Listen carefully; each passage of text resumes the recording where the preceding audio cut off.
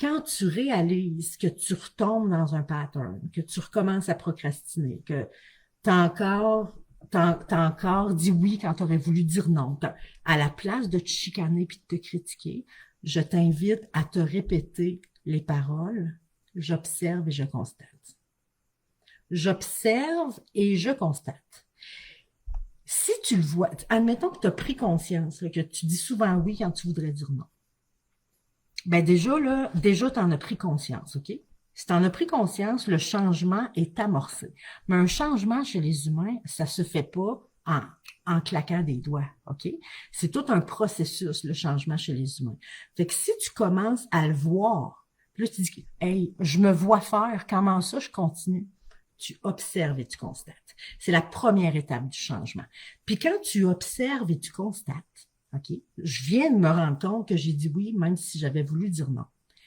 Si tu te mets à te chicaner, tu arrêtes le processus de changement. Mais si à la place de te chicaner, tu te disais, t'es comme devant un Y quand ça arrive.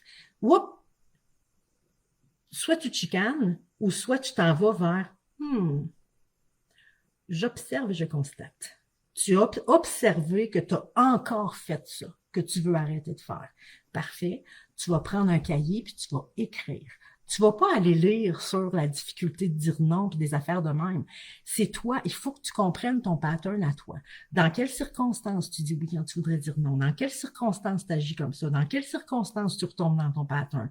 Mais ça, c'est de la bienveillance. C'est de t'intéresser à toi puis tu veux mieux comprendre. Ce que tu veux, ce qui va arriver, c'est que si tu ne fais que observer, constater et écrire, écris là-dessus. Bon, j'ai encore dit, j'aurais voulu dire oui, puis fais rien qu'écrire, laisse venir tes idées, puis écris à la place de te chicaner.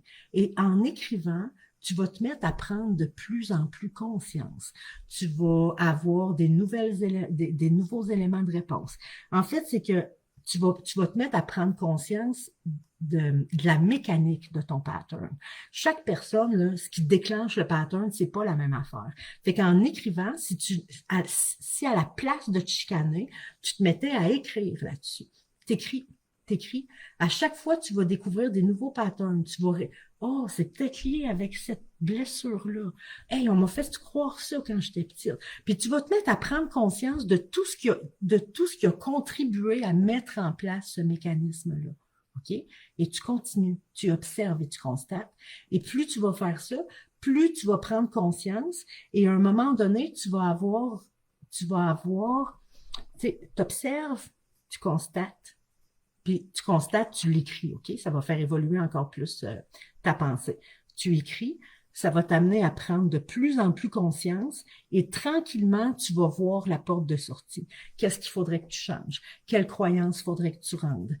Quelle blessure faudrait que tu soignes? Ça va t'aider à voir comment faire pour sortir de ce pattern-là.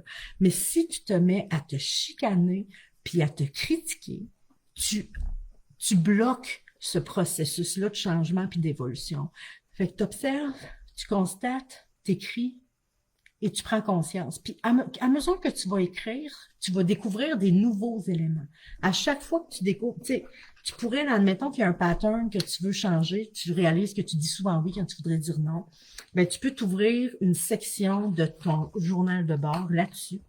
Ma difficulté, le fait que mon pattern de tout le temps dire oui quand je voudrais dire non.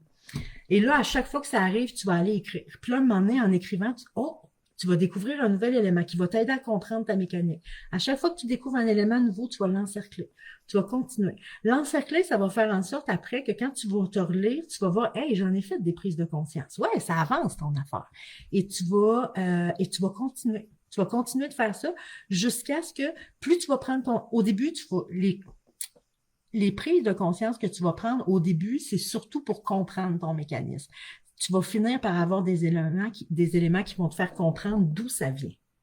Mais si tu continues, après ça, il y a comme deux couches de conscience. La première couche, c'est que tu vas te mettre à prendre conscience de la mécanique, comment fonctionne ton pattern. Même si tu dis, arrête de te chicaner, arrête de te critiquer, arrête de te juger, si tu remplaces pas par d'autres choses, ça va être difficile de changer. Ça va vraiment, c'est comme un pilote automatique qui embarque. Fait que là, si tu as une autre option, tu sais, Un Y qui a juste une barre, c'est plus un Y, là. Hein? C'est un I. C'est ça. Fait que là, je te dis, quand tu arrives là puis que tu réalises que tu es en train de te chicaner, il y a une autre option. J'observe et je constate. En disant j'observe et je constate, tu mets deux pieds dans l'autre voie. J'observe et je constate. Et là, tu es parti dans une autre voie qui va te mener bien ailleurs que de te chicaner puis de te critiquer. Puis ça va augmenter ton estime de toi parce que puis là, ça, je vous ai laissé le lien dans la description. Je vous ai laissé le lien des 30 muscles de l'estime de soi parce que se traiter avec bienveillance, c'est un groupe de muscles de l'estime de soi. Fait que si tu vas avoir la liste de tous les muscles de l'estime de soi, clique là, tu mets ton prénom, ton courriel, puis je t'envoie automatiquement la liste des 30 muscles de l'estime de soi.